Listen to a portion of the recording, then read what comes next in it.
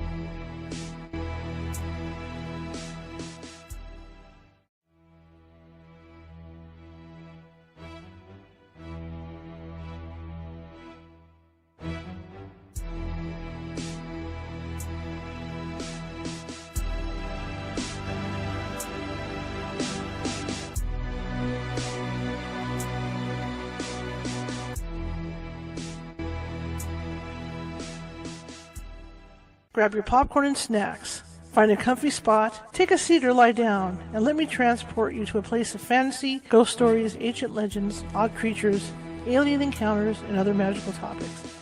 You may even decide to join the conversation. From faraway lands to your own backyard, with a small dash of pixie dust. Turn out the lights and open your minds. The journey is about to begin. Good evening, everybody. How is everybody doing? I hope you said good. I'm doing good. I'm doing well. Well is the word, huh? Anyway, my name is Charlotte, and I'll be your host for the next hour. Welcome to California Haunts Radio. I'm also the owner of the California Haunts Paranormal Investigation Team, based out of Sacramento, but we have 45 members on our team, and we are spread around the state of California, so if you have a paranormal need, or you think you might have a paranormal need, we can get to you, no matter where you're at. So that's a big plus. The other thing is, if you live in the states of Nevada, Oregon, Washington, and Hawaii, we also have branches out in those states as well, where we can help you out in. Welcome to the show. We got a great show lined up for you tonight. For those of you who made requests and are interested, Saturday, September 3rd, I will be teaching a psychic development class. That would be psychic development 1 for basic psychic development class. If you think you might have psychic abilities, this is the class to take. I'll teach you how to hone your abilities and start using them. And it's a really fun class through various exercises. On Saturday, September 10th at 5 p.m., I'm also teaching more advanced class of psychic development 2. Okay, that takes psychic development stuff you learned in first class and puts you into other things to where you can learn clairaudience, if you have clairaudience, clairsentience, and the different psychic abilities, and you can figure out which one best suits your abilities.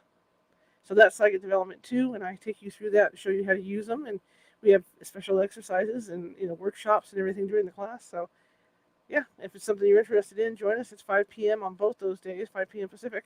And the way to sign up is California Haunts has a meetup.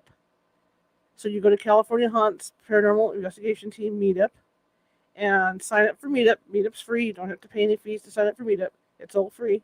And then you can find the announcements over there when these classes are going to be and everything, and you can get your spots on the classes, for the classes. Also, if you're watching from Facebook, please hit that follow button. If you're watching from Twitter, same thing. If you're watching from YouTube, there is a little ghost at the bottom right-hand corner that has a magnifying glass on, and it doesn't have the glass on. It has a Sherlock Holmes hat on, and it's holding a magnifying glass. It's a big difference in the way I phrase that. That is our mascot, and if you click on that, you will be privy to when new videos come out. There are more than 350 videos over on the YouTube page, and each video has a different kind of topic. It's not all paranormal. I am a journalist, photojournalist by trade, and I like to vary the topics on the show. So I think there's a little something for everybody over there on the YouTube page. You want to visit our website at californiahauntsradio.com or the paranormal website for the paranormal team at californiahaunts.org. Lots of California Haunts in there, right? Also, if you want to find me, drop me a note or anything like that, you can do it from the radio site, or you can look for me on Facebook, or you can look for California Haunts on Facebook. See? It's that easy.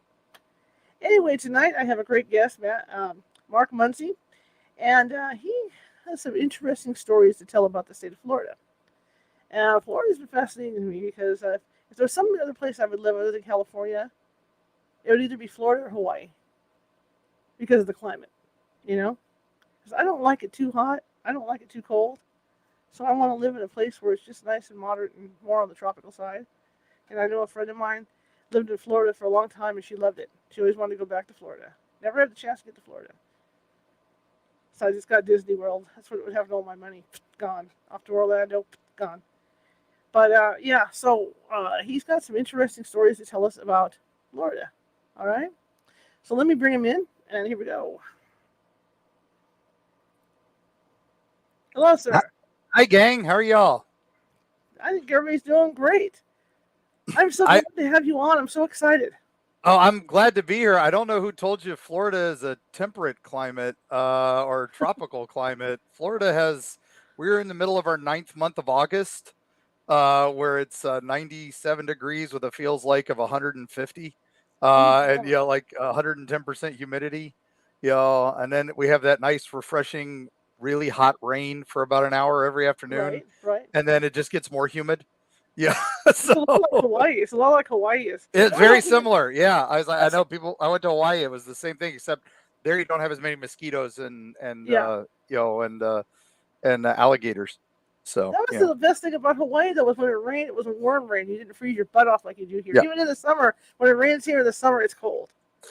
Yeah, we get our 3 random days of winter sometime in January or February. And then that's we don't get a spring, we get summer junior, Absolutely. and then we get full summer. So there you go. There you go. See, that's what I'm talking about.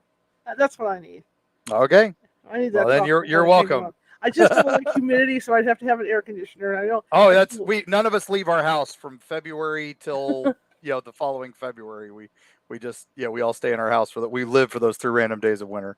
So see, that's one of my drawbacks with Hawaii is because they don't have the ACs. They have the I know. fans.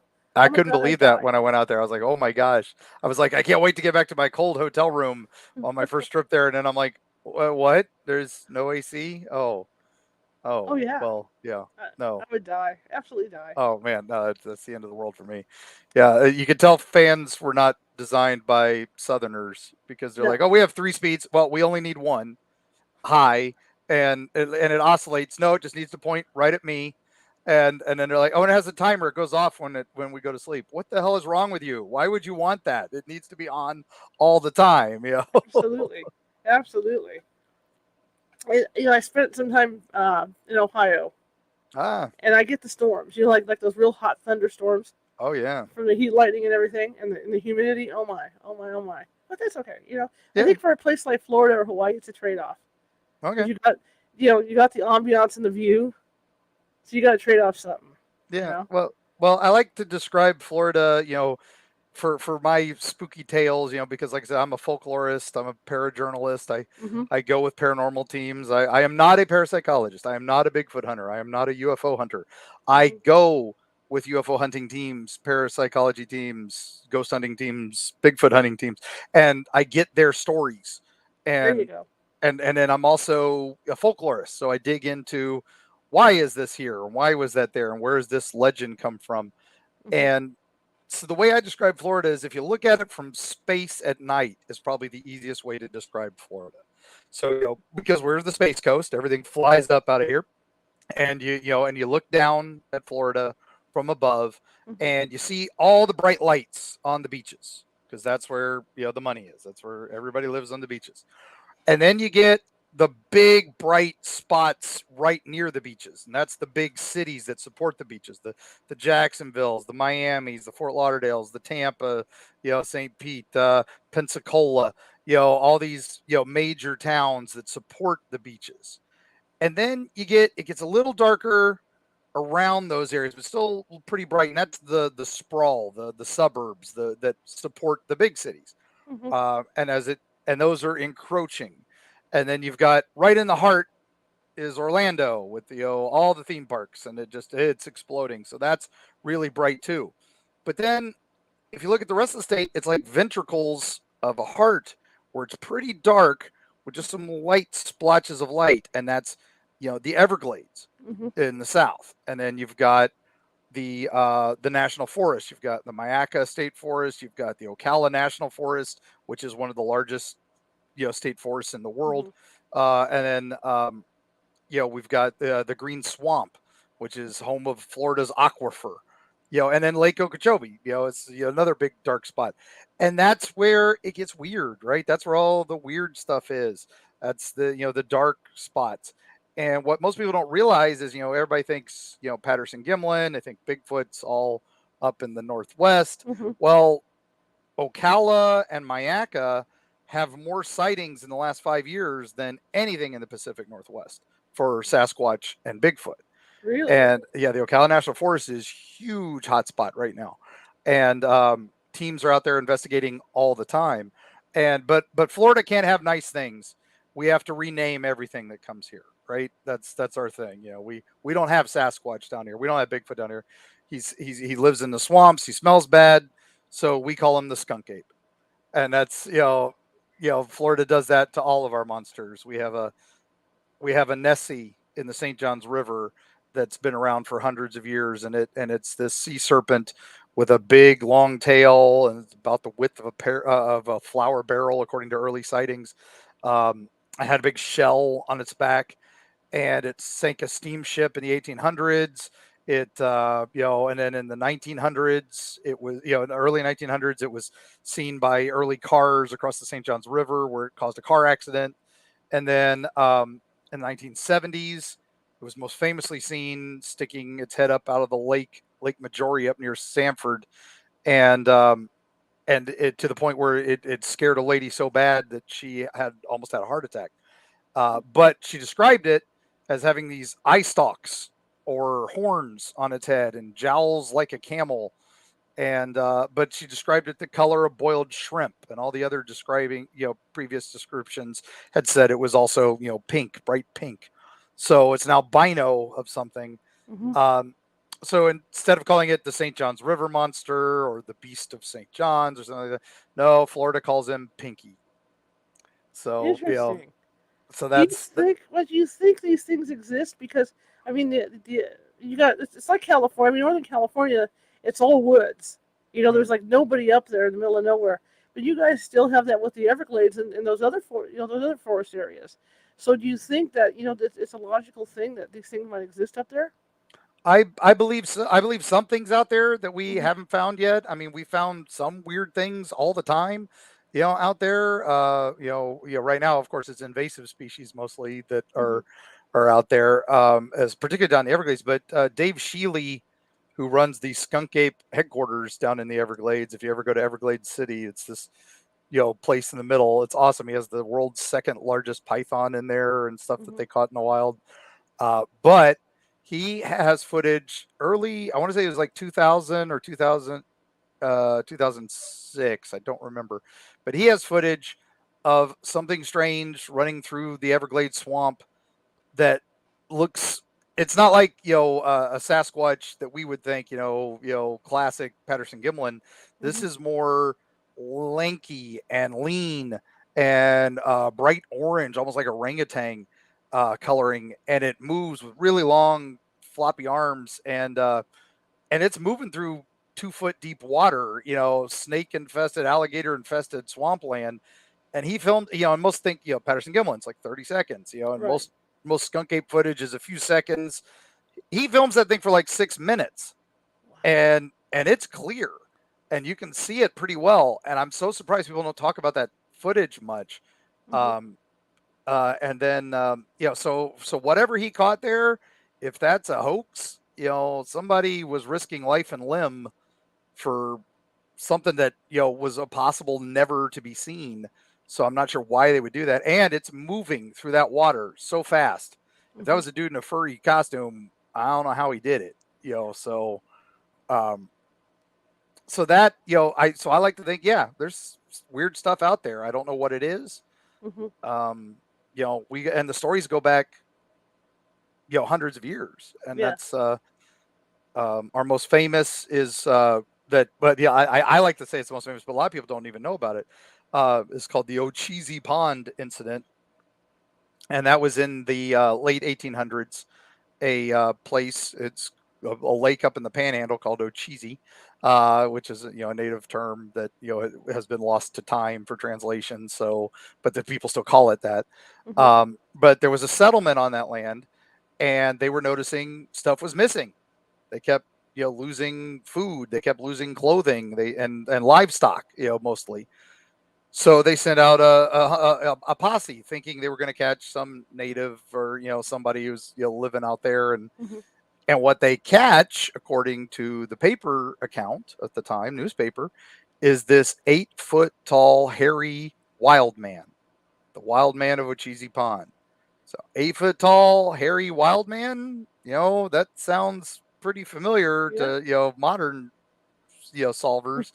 And what they did was they chain him up, and so there's this great illustration from the paper of these two guys with like muskets, and they're like this tall, and like maybe 5 foot, and then the big gorilla thing 8 foot tall above them, and it's in a cage where the cage only goes up to its waist, and their guns are only going up to its shoulders, and that's what their full muskets drawn, and it's so they chain it. They don't know what to do with it. What do Hmm. we do with this thing? So they got it in this cage. They say send it to the governor in Tallahassee. That's not too far. So they tie it to the back of a stagecoach, the cage. So I'm picturing like a U-Haul on the back of a stagecoach as it goes to the governor's office. The governor signs for it. We have the documents. The governor signed for it. And then, and he's like, I don't know what to do with this. Send it to the insane asylum. So they sent it to the Florida home for the insane, and which is now Florida State Hospital. Um, and there we have the records. It's brought in John Doe basically, and I think it just has an X, and then he's taken to be shaved, and then the only other record we have is when he died 3 months later, and they buried him in the paupers' graves. So we'd love to dig up the paupers' graves. The problem is the Florida hospital built their main new building over the paupers' graves in 1920. So with no word that they ever moved the bodies. So, and now it's this giant stone edifice, and there's no way it's ever coming down. So Florida's captured Bigfoot. The first recorded captured Bigfoot anywhere, made national papers. But they just called it the Wild Man. So. Wow. You know what I was thinking too when you say, and this is what people have to understand about the Everglades in those areas. When you say that these things were seen running through the water, even Yep. 2 feet of water, there's so much muck and mud. It's like a vacuum. Yeah, I walk out there with waiters and with teams, and you get sucked down into that. I mean, there's some spots that go down 30, 40 feet, because of sinkholes and stuff. You don't even realize it. You're just walking through, oh, I'm walking through ankle deep. Whoa, and now you're gone, and that's why so many people disappear down there. On top of other reasons, we've got our fair share of alien abductions, hauntings, gangsters, murders, serial killers, you name it. Florida's got it all. So, and sawgrass. yeah. Yep. Yep. There's nothing more unpleasant than sawgrass. Sawgrass, and then, now we've got meth mosquitoes. Mm-hmm. We've got in Ocala National Forest, which, like I said, Bigfoot Central, is also a naval bombing range where they bomb with live bombs in the middle of the national forest. Mm-hmm. And then also there are monkeys that are loose there from when they filmed Tarzan back in the day. They let them loose at the end of filming, and it was a breeding pair. And now they have a form of herpes that is deadly to humans. So, one of the many other ways Florida's trying to kill you. So, God, yeah. So when you go Bigfoot hunting, watch out for monkeys. Son of Bigfoot. Yeah. Yeah. I mean, but, and that's just it. It's, we have a lot of challenges when we do these things too, when you're going on these investigations and hunts, because they're so crazy, the things that, that are there now, and some have been there for, the alligators have been here since the dinosaur times.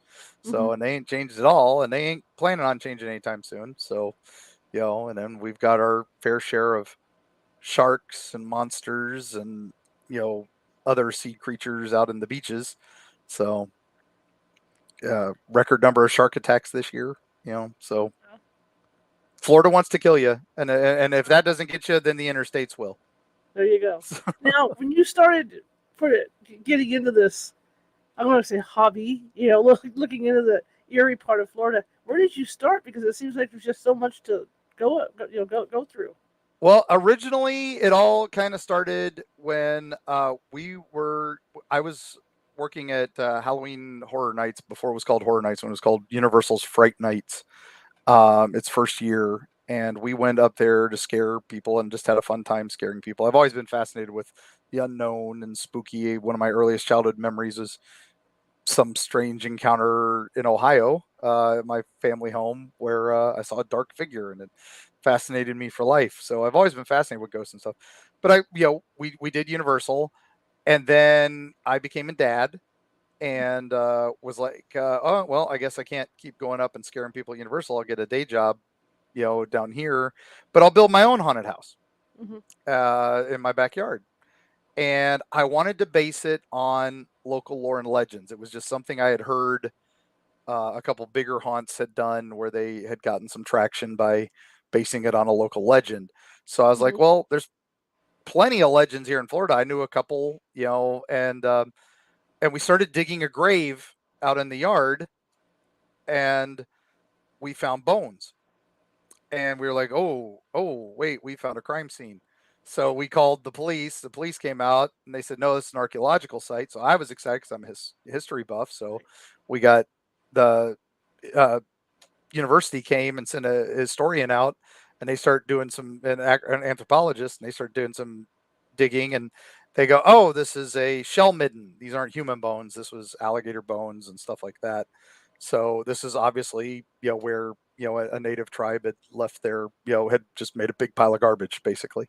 And, and we bulldozed it and, built houses on it. So, but then she goes, I'm just glad it wasn't one of the lost cemeteries. And I'm like, what was that? Lost cemeteries? I've never heard of this.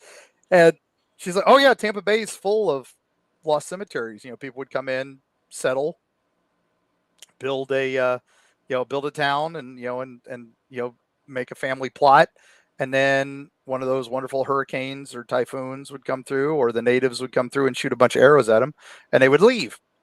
And then a couple years, and the buildings would fall into ruin. And then a couple years later, more settlers would move down and go, hey, wow, look at all this flat land.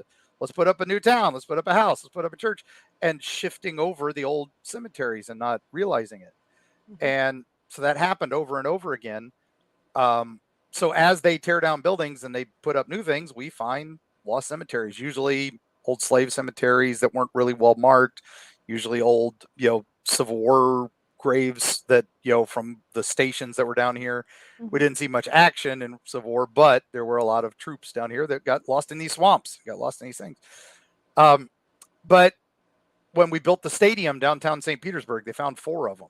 So, and that's just kind of the thing. So I was like, oh, one of them was called Hillview. And so the Tales from the Crypt fan in me said, well, we'll make ours Hellview, and we'll be the lost cemetery of Hellview. And that was what we based it on. We based it on for 20 years. I ran that haunt out of my backyard, and we based it on local lore and legends. Instead of having a werewolf jump out at you, we had the skunk ape jump out at you. Instead of a vampire, we had Madame Moore, this infamous bordello owner in Tampa that I made her from dusk till dawn. Because Teddy Roosevelt hated her so much he burned down her bordello. So wow. you got to be pretty badass to piss off Teddy Roosevelt that much, right? Yep. So I was like, all right, we'll do all this. And then after 20 years, we had like 10,000 people a weekend walking through my backyard for charity. So they shut us down, as you do. And but I had all these stories. Mm-hmm. That we had been collecting. I used to have a link on the website. Send me your stories. We'll put them in the haunt. And that's when I was like, you know what? My first love was writing. I did that back high school, early college days to pay some bills. I'll get back to it. My kids are all grown up now. I got time. And that's what became, we did 31 Tales of Hellview, which was a spooky version of the legends. Then we did Tales of Terror of Tampa Bay, which was a bit more historical. I do the history, but then still do the spooky version. And that's when History Press reached out to us and said, can you just do those histories were amazing. And we'd love to do that. And that became our first bestseller. And that was Eerie, Florida in 2016. And then they were like, hey, remember you said you had all those extra stories? Because they told me I had to cut it down. Mm-hmm. And that's when they, let us do deeper dives and go crazy off the beaten path. And that was when we did Freaky Florida 2017. That became a huge hit. And then, of course, after that, they're like, we just want ghosts for the next book because Travel Channel, Discovery Channel is all ghosts. We need to do nothing but ghosts. So that became Creepy Florida 2019. And we were doing a follow-up book for that with UFOs and stuff, and going into the dark skies of Florida. And I stumbled on a tie from a Florida encounter to West Virginia and the Flatwoods encounter from 1952. And so I'm telling my publisher, hey, my next Florida book's going to have 3 chapters about Ohio, Kentucky, and West Virginia. Is that okay? And he's like, no, do your Ohio, Kentucky, West Virginia book. So we were ready 2020 to come out with Eerie Appalachia, but then the world ended and we had to, but that actually worked in our favor. We got to expand the scope of the book and do a lot more than I originally intended. And so Eerie Appalachia came out in June of this year. and with some pretty big revelations on some of the major ones like Mothman and Flatwoods. But then we also got some new stuff. Mhm. So and I got to bring up Holler Monsters, which is like my favorite thing. So that's the tour now. We'll be speaking at Dragon Con in a few weeks, Labor Day, and then Mothman Festival. I'll be the opening speaker at the Mothman Festival in Point Pleasant. So returning back to my roots. Yeah, Uh, we had a sighting of the Mothman here in Sacramento. yeah, he's back. Yeah, Well, he's back.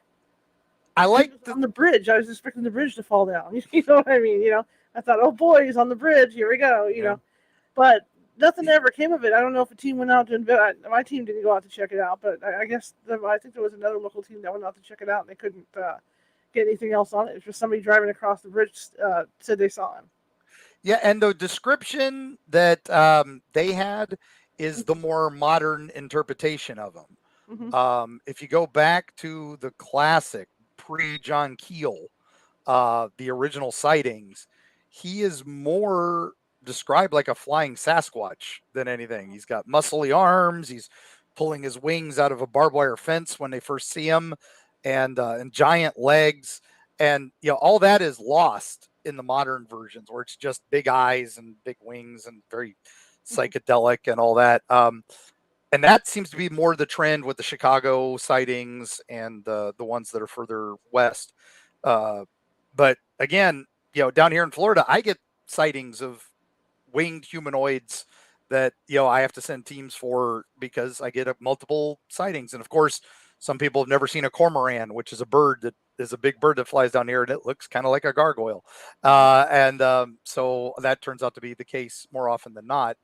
But sometimes we find some unusual stuff that we can't describe. So, Do you and think because you got a big military presence there, there's a big government presence there.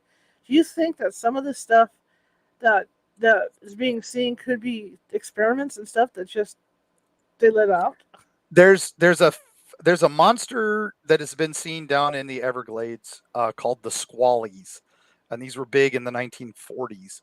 And it was supposedly a government experiment gone wrong. It was an urban legend Mm-hmm. of because and what it was in that area was where the nuclear silos were.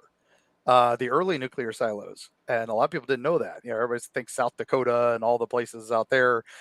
Florida had a bunch because Cuba was target number one, and we didn't have long range missiles at that point. We needed some short range stuff. So the Everglades was a hot zone. Um, it's been long abandoned, and those facilities are still out there. But the Squallies were these little pig headed men with spears and were almost tribal, and they didn't predate. Like a lot of these legends, we can go back to the natives that were forced here, Mm-hmm. and some of them have folklore about little people and the moon-eyed men and stuff like that. Uh, but and they talk about the old men in the swamp, which was their Sasquatch, Bigfoot, the wise men, the wise ones. But this they talk about. They didn't talk about this, so this like showed up in the 1940s. Mm-hmm. And then in the 1980s, it's seen again a little further north, but it's a hell of a lot bigger. It's like, 6 foot tall, and it still has the pig head, and it's still got the spears and like the loincloth, but so it becomes the Boar Man of Seminole Woods. And it's kind of lost, its luster right now, but Mm-hmm. it had a big resurgence in the 80s. And so they tied it to the Squallies in the 1940s, and if you follow it, it's just like going up the wildlife corridor, 10 years later. So Right, right. it's kind Yeah, of neat. it's moving. Yep. Um, also, if I remember something I read a while back, there's a lot of Native American influence in Florida as well. So you're getting the Native American legends too. Oh yeah. And that's like I said, some of them are amazing. My favorite is there's a place up near Gainesville called the Devil's Millhopper. Mm-hmm. And what it is, there's a lot of devils in Florida. We've got the Devil's Tree in Port St. Lucie, which is tied to a serial killer, Gerard John Schaefer. We've got the Devil's Chair in Casadega, which is a town founded by psychics Mm-hmm. and has more psychics and witches per capita than Salem. But that's mostly because there's only like 50 people who live there. Yeah, and then and they're all psychics or witches. And then there's the Devil's the Devil's Den, which is a nice place to go swimming, the Devil's Springs, and then and Tate's Hell, where a man got lost in the woods for 14 days and said, I've been through hell, so they named it Tate's Hell. But this one, the Devil's Millhopper, isn't outside of Gainesville. It's a sinkhole on top of another sinkhole. And that's another way Florida tries to kill you, is the ground will just swallow you whole for randomly. But this one, so it goes down almost 1,000 feet and into the ground in Florida. So and it's kind of neat. You go through several ecosystems as you go down. And then down at the bottom, it's tropical rainforest, full tropical rainforest. And you get down there, and there's all these waterfalls, especially depending on the time of year, if there's enough rains. And down at the bottom is this lake kind of cesspool thing. And there were all these weird bones there. And so that's the early settlers. Oh, this is the entrance to the underworld. This is the river Styx, and those must be demon bones. Of course, they were dinosaur bones, but they didn't know what those were. Right. So that's where it became the Devil's Millhopper. They knew what a millhopper. They didn't know what a sinkhole was, but they knew what a millhopper was, and it looked like that.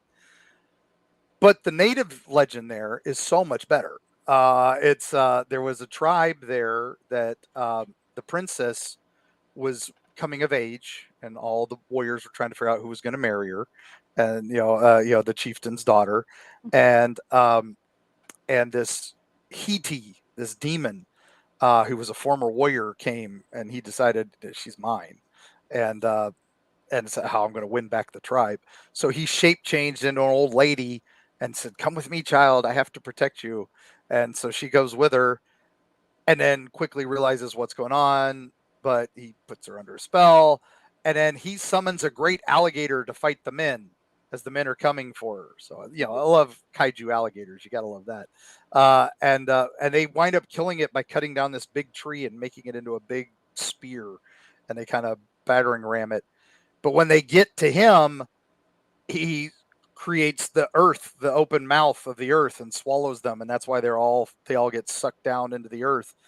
And then while he's flying above, he turns into a giant, even a greater alligator, and starts to eat the men. So they're all just falling into his mouth. And then that's when she grabs the spear and stabs him, because she's right next to him, so she can save herself. So this story has all the greats, right? The princess saves herself. But sadly, when she gets to the top, all their men are gone except for her father. And it's their tears, or the waterfall, that flows down into this place. And that's why the great dinosaur bone is down there. That's where they keep slaying the serpents and putting them down there. So the tribes have slayed all these great alligators and great demons. So dinosaur bones, and that was how the natives explained it.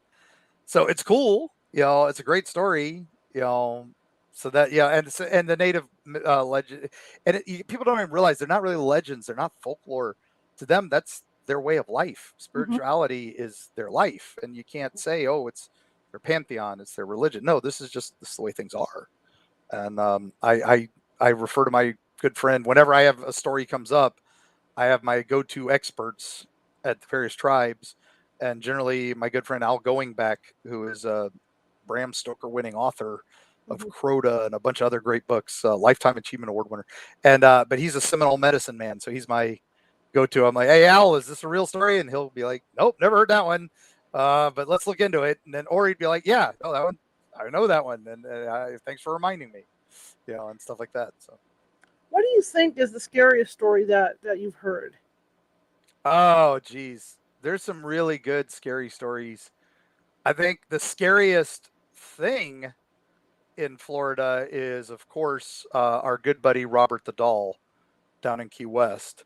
And we have to make a few rules here before we start talking about this. Robert, we love you. We think you're awesome, and you are the best. And we hope to see you again soon. So for your listeners who have no idea why I did that, Robert is a doll that lives in Key West. He's in the Fort East Morello Museum. He was the childhood doll of Robert Eugene Otto, and he was basically a very expensive doll for his day.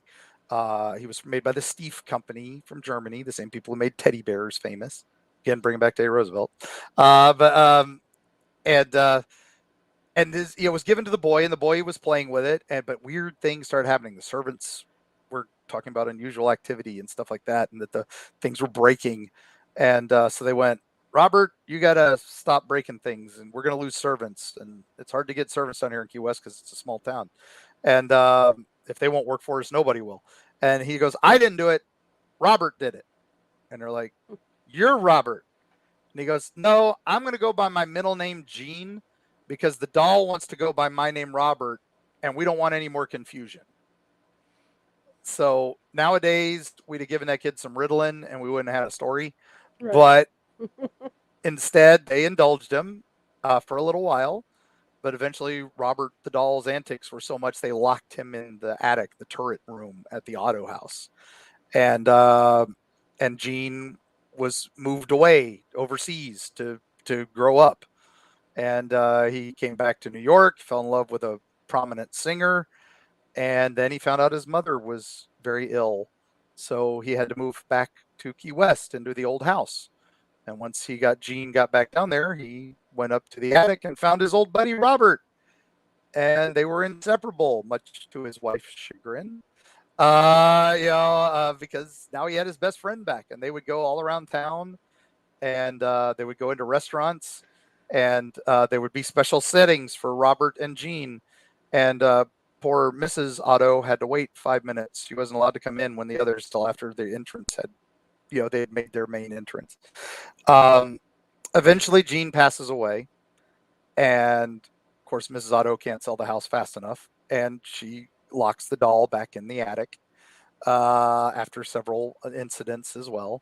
New owners come in, they buy the house, they find the doll. Hey, this is amazing. We got the creepy doll. This is fantastic. But even they can't handle it after a little while. And finally, some lady goes into the Fort East Morella Museum who'd owned the house for a while, and she just hands them the doll and says, this is Robert the doll. I can't handle it. Bye. And they don't know what to do with it. So they don't even put it on display for a little while. But Robert wants to be seen. Robert wants to be heard. So Robert starts showing up and standing behind people and freaking people out. And so they eventually put him on display, and they eventually figure out his rules. So the rules for Robert, very simple. It's like Gremlins. You got, these are simple rules. Number one, always be polite to Robert. Introduce yourself. Tell him your name, and say, thank you, Robert. Thanks for letting us do this. Number two, don't take his picture without permission, or bad things happen. So that includes video, that includes anything with his image, including making copies or illustrations. Always ask his permission.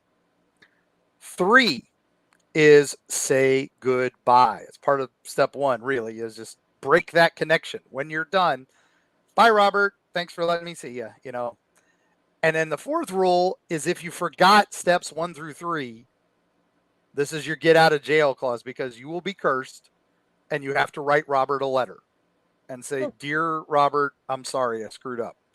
And that's the only way to break the curse. And people like, oh, that's baloney. That's goofy.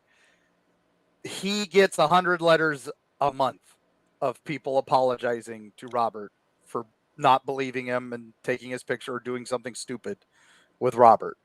And you can just spend a day reading those letters. Those letters are amazing. My favorite was, Dear Sir Robert, I like to call him Sir. I'm sorry I made fun of your leather face and called it stupid. Leather is actually very nice for a face, and you are quite handsome. Please remove your curse. We get the message. Please fix my eye, my Xbox, and my marriage. And I love that he put them in that order. And you read those letters, you're talking about car wrecks, train wrecks, plane crashes, lost luggage, lost lunches, weddings being ruined, and families in disaster. It's, again, just don't poke the bear. Be nice to the doll. It's okay. He's not going to hurt you to be a little nice. So that's interesting. I read stories about Robert the doll. That's just absolutely fascinating. When you think about the legends, like I said, there's so much dark area in Florida, especially with the Everglades. I mean, could it be just? And I'm not trying to knock any of this stuff down, but people that have lived in the area, we'll make stories. We'll create these stories to scare each other.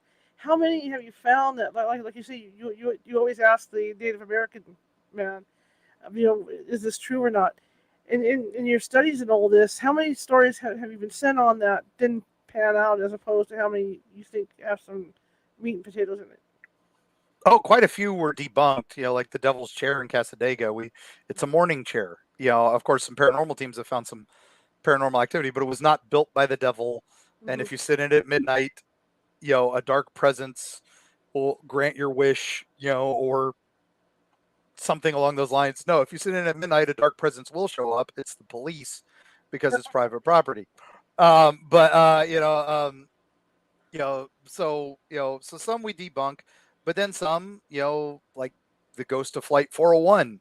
This is a plane crash in the Everglades, and there are survivors. It's one of the worst plane crashes at that time in history, and but the pilot and the engineer are seen. What they did was they salvaged the plane and used the parts to fix other planes because it was a fairly new plane Hmm. and it wasn't in the worst shape. That's why there were survivors.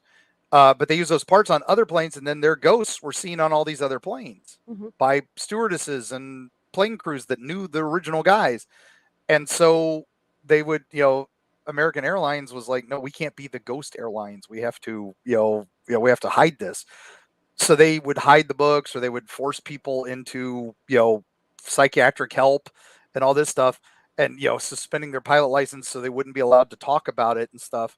Um, the FAA actually investigated and made them change rules because of this. It's like, you cannot change a plane's logbook, you cannot hide this, and you can't punish a person for saying they saw a ghost. Hmm. So that's actual federal document. You cannot punish a person because they saw a ghost.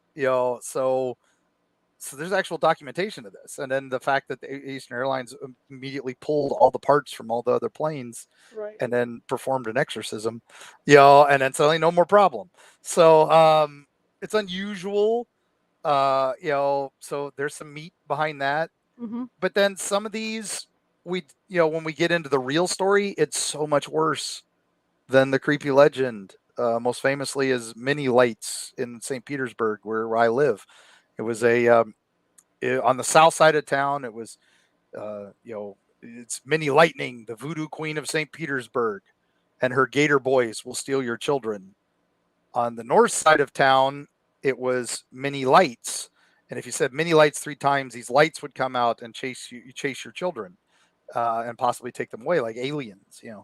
Um, no mention of the Gator Boys, no mention of Minnie Hmm. Lightning, and so we were digging into that story, trying to figure it out. I like the idea of a voodoo queen with a little alligator men that live in the sewers that steal your children.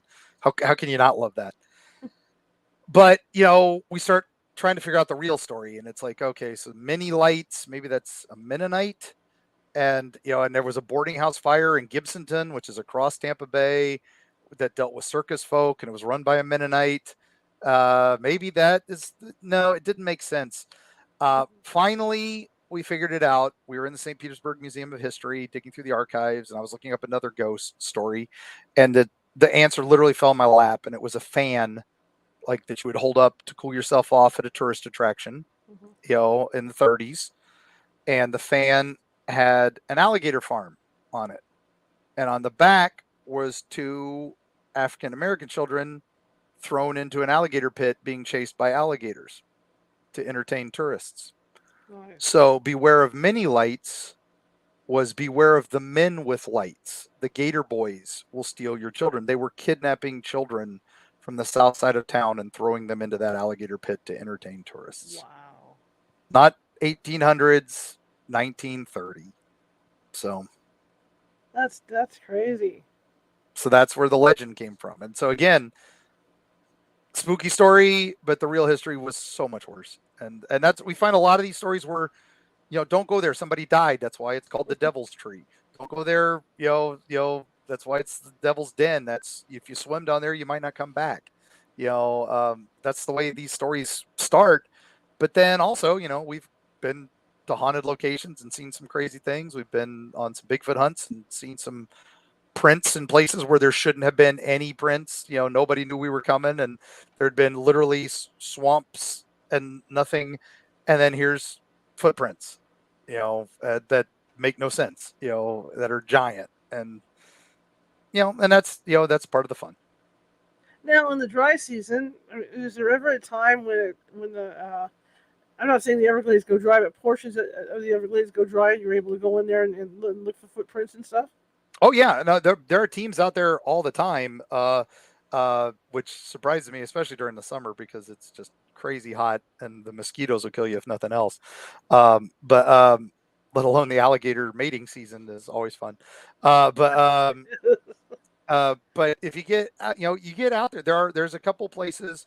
One of the famous lost cities is out there in the Everglades. There's it was Tiger Chief Tiger Tail. It was where he hid and attacked the white man that were invading his land, and he had been forced here because we forced them down to Florida because hey, that's terrible land. Get them down there. We don't want anything to do with it. And then we realized, oh crap, there's stuff down here we want. So now let's push them out west. Well, Tiger Tail fought back. That's where we got the Seminole Wars from. And amongst others, Geronimo and all these guys, they all started down here in Florida. Billy Bowlegs, another one of my favorites. But Tiger Tail, he was probably the most famous down here and did the most stuff. But he had a whole tribal city that sinks a lot down there, but it comes up a couple times a year, and there have been sightings of stuff in that area. So people who go there to look for the history suddenly are stumbling out as Bigfoot hunters because they're like, "What? We saw something. We went there to look for artifacts, and we found that." So it's amazing how many converts come out of there. So. How hard is it? I mean, like if you have to go look, if you guys are on an investigation in the Everglades, how hard is it to do an investigation? Because like you say, you got the mud, you got the water in there, you got that sawgrass stuff. I mean, it depends on where it's at. Like some areas are pretty easy because you go out on a boat, with those swamp buggies, which are fantastic to ride on. There is a reason that everybody loves them because they are fun. And then you go out, and then and there are dry areas, and it's just like anywhere else. And it's just, but it's usually miles from anything, so you won't have cell signal, you won't have it's some of the most remote places on earth, and you keep thinking Florida Beach has got to be around here somewhere. No, it's a couple hundred miles away. There's 10,000 islands just off there, basically, is what they call it, and it really is. I mean, there's a reason the mob dump bodies out there that they still haven't found. It's even with droughts and stuff like that come through. Some of that areas never are going to be ever emptied enough, but we encroach on it all the time, and that's why we see more and more unusual things, and why the Florida Panthers are moving around so much more and all that than they used to, and why the brown bear and black bears are regaining and encroaching on cities again because we're moving in on their territory, so they got to go somewhere. So I am still of the opinion at some point, if Bigfoot, skunk ape is ever found, it will be Florida, because I think we expand so much here that eventually something's going to happen. Something's got to give. That too, I agree with that. Tell me a little bit about the ghost story history. Oh, there's so many ghost stories in Florida. That's, like I said, the third book, Creepy Florida, is all ghost stories, 150 some odd pages of ghost stories. Now, some are, famous, like the Vinoy in St. Petersburg, where it's so famously haunted that the baseball teams that play the Tampa Bay Rays are not allowed to be sequestered there because the Philadelphia Phillies had such a scary time there that they demanded that hotel be on a blacklist because some ghosts scared their pitcher so bad. But and then you've got the Biltmore Hotel down in Coral Gables, which the ghost of Fatty Walsh, a gangster, was killed on the 13th floor in a speakeasy there, and he was one of Al Capone's gunmen, and and that ghost was seen by President Clinton, who demanded to be moved into another room because he saw something unusual. And we only found that out because a Secret Service man, let it know, because otherwise it was all redacted and all that. Mm-hmm. So there's ghosts. I mean, St. Augustine, the oldest European settlement in the U.S. People don't realize that it goes back way before Plymouth Rock. It's 1560, and that ghosts there are a cottage industry. I mean, there's more ghost tours in that town than I think even Salem. And then we got Amelia Island, which was run by pirates for 50 years, and that has ghosts. And my favorite haunted location is probably a place in Brooksville called the May Stringer House. It was a lady named May who married Doc Stringer after her first husband died mysteriously. Then Doc Stringer runs his office out of there, takes care of weird patients and lots of disappearances and deaths and other crazy things. So the house has numerous ghosts. It's now a museum, so they collect all these weird artifacts and they bring in more ghosts. There's a ghost in the attic called Mr. Nasty. I like to call him Gus because that's what most of the psychics have figured out. That's his name. He came in with an actor's trunk that got donated there. So he doesn't belong to the house. He belongs to the trunk. He's pretty famous, so people leave him a lot of offerings. There's a Jessie May, which is one of the daughters who died there on the second floor. Her ghost is seen a lot. And people bring dolls and stuff for her. And now the problem is some of the dolls that people brought are haunted. And they've brought in other ghosts that are kind of bullying Jessie May. So it's kind of scary. James May, no relation to Top Gear James May, but he hung himself after World War I, coming home, finding out his wife had married someone else. So he hung himself from up in the attic. So there's lots of ghosts there. And this place is just incredible house. And paranormal teams book it up years out because it's just so much hot evidence they get out of that place. And it's just north of Tampa Bay, in the middle of nowhere. So what do you think makes Florida so active like that? it's like the whole state's built on an Indian burial ground or something, but it is, So, Yeah. but I think it's if you go by the old school, the ley lines all meet here from all the European ley lines, everything, Bermuda Triangle, all that right here. And it all ties into Florida. And, even early settlers would come here and the natives would warn them away saying, this is a terrible place. And they'd be like, yeah, okay. But then the conquistadors came in and massacred everybody. And then when they left, the pirates came in and, massacred what was left. And then after the pirates left, we had every European country in the world didn't want us, give us away, throw us away. This place is terrible. It's full of bugs, people shooting at you, and get rid of it. Until finally, the United States claims it and goes, great. And then Walt Disney comes down and goes, theme park, and then people don't think Florida existed before 1971. So all that history is just gone, and that's what I try to save is, get into that history and save it, find it, recapture it. And that's the folklore is part of it. The ghost stories are part of it, but the other stuff's cool too. And and that's, like I said, some of these books, that's why I kind of like Freaky Florida a lot. One of my second book was because we were able to debunk a bunch of stuff, but it was still cool historically, or still just a cool place to visit that you wouldn't find on any other map. So we like doing that one. So it seems like, and I've done investigations in towns like that before, where there's just so many layers of stuff, like like you talk about the pirates, you talk about the Native Americans, you talk about this other stuff. I've been in on vacations where with psychics that say, oh yeah, there's 1850 something here, and then there's another layer I see that's like 1890 something, and they're just stacked on top of each other. yeah, it's crazy. And like I said, I hit it on the Devil's Tree earlier. It's this old tree in Port St. Lucie that drips black sap, and if you collect the sap, it'll make your dark rituals more powerful and all this. But the story is in 1973, a serial killer, Gerard John Schaefer, tied people to that tree and did terrible things to them. So that's where the Devil's Tree comes from. But the legend is so much cooler. But yeah, and some people say, well, the reason he was drawn there, and the reason it wasn't him, it was the tree. The tree is what drew him there to create these rituals and stuff like that. And they've tried to kill the tree numerous times. They tried to chop it down, and the two guys trying to chop it down got in a car accident and died. So and they sealed up the hole that was dripping the black sap with cement, hoping that would kill it. And now it's got an impervious cement trunk, and it just keeps growing.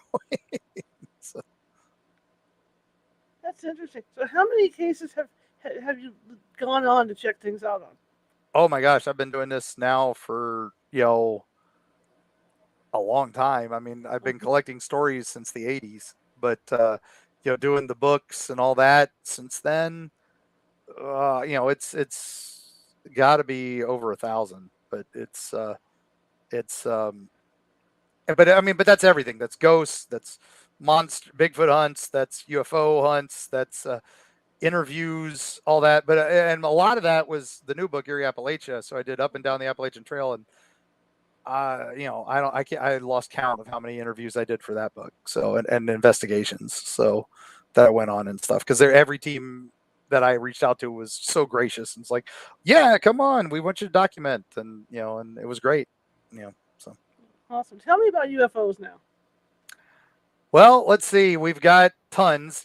Most famous was Gulf Breeze sightings in the 1980s. That was where the Gulf Breeze UFOs were seen by hundreds. And famous Ed Walters photos came out where he was taking these beautiful, crisp, amazing photos of the aliens that were landing on his street. And then sadly, when he moved out of his house, they went into his attic and they found the model that he'd been using and hiding in his attic. And he said it was planted by the government.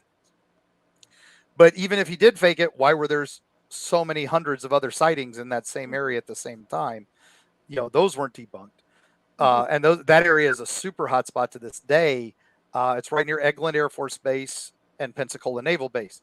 So we think a lot of those sightings are secret projects that just haven't been unveiled. So that kind of leans that way. But then we've got sightings, all over the state. The one that sent me up to Appalachia was 1952 during the big 1952 UFO flap. UFOs were seen over Washington, D.C. UFOs were seen a lot of places, and they're all over the papers.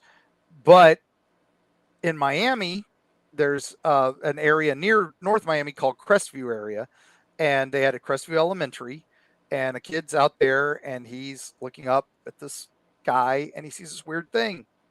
And recess is over, so they call the other kids in, and this kid, Jimmy, just won't go in. He's like, there's something up there. So a teacher comes out. What are you looking at? Look at that. And the teacher looks, and it's a classic saucer with a turret top and spinning, and then it just takes off super fast. Mm-hmm. And they're like, well, whatever it is, it's gone. Let's go inside. So kid and the teacher see it. Next day, everybody at school, what the hell did Jimmy see? Because Jimmy wouldn't shut up about it, and so, but everybody's just thinking it's just something weird. Again, nearby Coast Guard base, nearby Air Force base, so it could be anything. But it comes back, and it brings friends, and it gets close. It flies right across from the school, and it's got that big saucer with the turret top, the classic description. But then it's got these little things that fly around it that look like little spheres and balls, like inside of balls, and spinning around and doing dances, and what we now describe as the Tic Tacs that have recently been coming out. And hundreds of kids see it. Teachers see it. There's dozens and dozens of witnesses now. This is not hiding, and they all come running out of the school. There's nobody staying in the classrooms for this. This is amazing. They all come running out. And it's in this field across from the school behind this big fence. And they're putting on a show. And then they fly into the trees, and it's like they enter a portal and disappear, according to everyone, because everybody thinks they're going to crash into the trees, and they just. But then the big one comes back, does a couple spins, and then takes off into the sky, amazing speed. Bravo, right? The ultimate sighting. Nobody, they all go inside. This is the craziest day ever. The military show up and start interviewing all the students. What did you see? What did you see? They start bringing in students. They start bringing in teachers. One of the teachers says, well, it kind of hovered like a helicopter. So the next day, the newspapers say, UFOs sighted over school were just helicopters. And it's just washed away. Nobody talks about it for dozens of years. It's like it should be Roswell big, but nobody talks about Crestview. Until advent of social media and now the declassification of the Navy stuff. And a lot of these kids are now in their 60s and 70s and are going, hey, That's what I saw. Some of them are even in their 80s, and they reach out to the creepy Florida guy and say, "Hey, I saw a UFO in 1952," and so I start looking into it. And I start interviewing these people and start talking to these people. And the thing that gets me is I talked to this one guy. He's in public office down there, so he was one of the witnesses, and he had the book when his dad came, or when they came to visit him. The military men came to visit him at his house to interrogate him. His dad had a little address book, journal type thing where they wrote down phone numbers and things, every call, and he has the day, and he has the names of the military men who came. And I'm thinking, all right, Freedom of Information Act. I can look these guys up and I can see if they have family members who might know something. All this, I'm all excited. And I look at the names, and it's Captain Sinclair from the Coast Guard. Unusual name. I might find something. I still haven't gotten anything yet, but I did reach out. The next one was like a Captain Smith from the Air Force. All right, that's not going to help me much. But the third name was the one that got me. It said government man. Cold was the name. Wow. And now I started doing some math, and I'm like, wait a minute, 1952. This is in May. Just a few months earlier is the Derenberger incident up in West Virginia with Indrid Cold. And where a man in West Virginia saw an alien who talked to him named Indrid Cold, and who was very similar to a Men in Black style encounter. And so now here's a government man interviewing this kid. And so I asked him, I said, "Who do you remember the government man?" And he said, "Well, he didn't say anything. He just kind of smiled." Well, Indrid Cold is known as the smiling man. And so now we have a connection between the 1952 sighting. So is Indrid Cold working for the government? What the hell? So that was why my next Florida book was going to have 3 chapters on Ohio, West Virginia. So I had to talk Indrid Cold. I have to talk Mothman. To talk Mothman, you got to talk Grafton. To talk Grafton, you got to talk Flatwoods. And and so there you go. So Florida has a tie to Mothman, and that's in the new book. Fascinating. This hour has gone by so fast. Sorry. I could talk to you for hours. I got 3 books worth of Florida stories, and now a book of Appalachian stories, so you can find them all. So I'll have to do that. I mean, this was really fun. I want to thank you for coming on. My pleasure. So sorry about last time where things got a little screwed up, but we're here. So we're here. We did this. We did it. Yep. Oh my gosh. Yeah, I have so much to think about tonight after the show. Thank you. No problem. I would love to have you on again sometime. Yes, gladly. Like I said, I'm speaking at Dragon Con in a couple weeks, and then Mothman a couple weeks after that, and then Cryptid Con in Kentucky early November. So after Thanksgiving, things will calm down, and I can probably arrange some things. But you can find me at Eerie Florida, EerieFlorida.com, Eerie Travels on TikTok. It's Eerie Travels TV because that's our little local TV show down here in Tampa Bay. You can find that on YouTube, Eerie Travels. And, but if you order books from Eerie, Florida, come straight from me and my lovely wife, the illustrator, who brings all these monsters to life. So fantastic. All right, sir, you have a good rest of your evening, and thank you so much. All right, you too. And I'll plane to Florida with my paranormal team and start poking around. Come on down. I'll steer you the right directions. So we'll see you on the other side. All right. See you later, sir. Bye-bye. All right, that was really cool. That was really fun. Thank you again for coming on, sir. I appreciate it. Tomorrow, we're shifting gears again. Well, we're not taking our foot off the gas pedal tomorrow. Gabe Allen is going to be with us. Gabe Allen is going to be talking about law enforcement and the paranormal. So we're going to be discussing that tomorrow, 6:30 p.m. Pacific, same time as tonight. A quick announcement. I'm going to be teaching a psychic development class 1. And that's going to be on Saturday, September 3rd at 5 p.m. Pacific. So if you guys want to, do that and learn whether or not you have psychic abilities or how to start building them up, I will teach you how to do that. There's a course syllabus listed on the Meetup site. And Meetup, if you go and join the California House Meetup, there's no cost to join the Meetup. That's where we have the announcements for all these classes. So that's your best bet, to sign up for the classes over at California House Meetup. Also, the following weekend, the following Saturday on the 10th, 5 p.m. Pacific, I'm going to be teaching the second level psychic development classes, and that's psychic development 2. And that goes more in depth than I do with psychic development 1. Plus, we're looking at what your talents might be, because not every psychic can do everything psychically. Some specialize in certain certain things like clairaudience, clairvoyance, things like that. That's what we focus on in the second class to see where your focus might be. Okay, that's also available at the California Haunts Meetup. So go check that out. And again, it costs nothing to join the California Haunts Meetup. All right, so don't be afraid that it's going to be a membership thing, because it's not.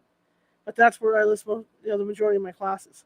So the Psychic Development Class 1 is Saturday, September 3rd at 5 p.m. Pacific. Psychic Development Class 2 is Saturday, September 10th at 5 p.m. Pacific. Okay?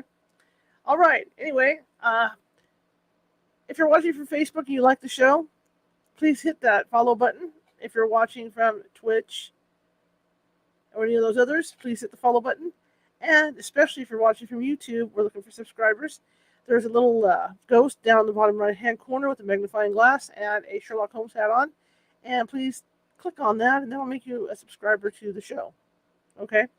And what that does is that you will get, when I post these things, that they're going to be coming on, I don't know how it works. You get a ding, you get a notice from YouTube or whatever, but it'll let you know when these shows are coming up. Anyway, I want to thank everybody for coming. If you like the show, share it with 5 people. If you hated the show, share it with five people you hate. We're equal opportunity here at California Haunts Radio. Also, visit us at californiahaunts.org for the paranormal team, or californiahauntsradio.com. All right, and also California Haunts acts kind of as a nonprofit, and everything comes out of my pocket because I'm the boss. I own it. So if something breaks, like the lights, the mic, if anything breaks, or if the paranormal team needs any new equipment or anything like that, I pay for it. And just like the internet and all that good stuff to keep the show on the air. In fact, we're going on our 3rd year anniversary is coming up here for the show. And so we need help. We do need help keeping the lights on, as they say. So if you could find it in your heart to do that, that would be great. You can do that at paypal.me at California Haunts. Or if you'd like, Venmo California Haunts as well. Anyway, I want to thank you guys for coming tonight. I will give you some information on Mr. Muncy's books. Give me a second here to get back into my clicker window here. I have a fly in here. This is just craziness. Okay, so here we go. I'm going to show you Mr. Muncy's books and his information with his website. And here we go. That is eerieflorida.com.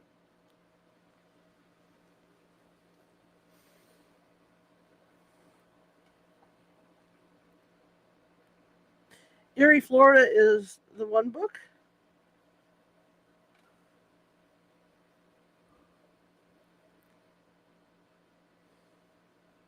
And you've got Creepy Florida and Tales of Terror from Tampa Bay.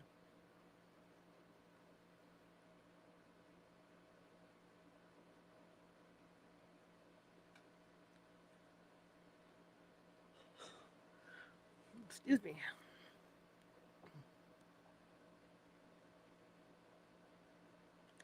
And those books can be gotten at Amazon, or as Mr. Muncy said, order them on his website.